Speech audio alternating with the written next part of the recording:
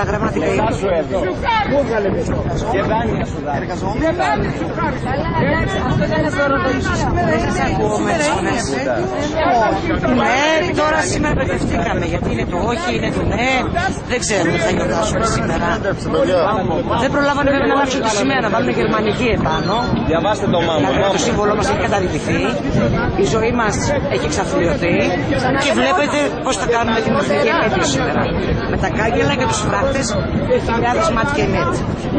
Μας φυλάει. Από εκεί και πέρα το μόνο που έχω να πω είναι ότι θλίβομαι για την κατάσταση της χώρας μου. Τώρα τους θα φέρει και πίσω. Ευχαριστώ πολύ.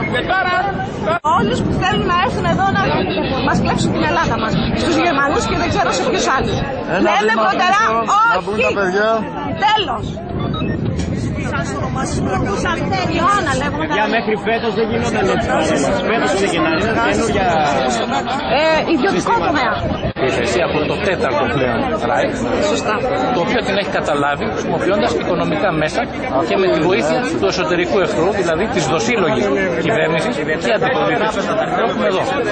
Και αυτή τη στιγμή όλοι οι συνειδητοί Έλληνες ανακατεβαίνουμε στους δρόμους, όπως έγινε το 40 και το 41, για να διατρανώσουμε το όχι μας. Οι Ναζί θα ξαναφύγουν, δεν θα μείνουν εδώ. Ονομάζομαι Οδυσσέας Γιακουμάκης, είμαι ζωγράφος, 56 ετών και πατέρας 2 παιδιών.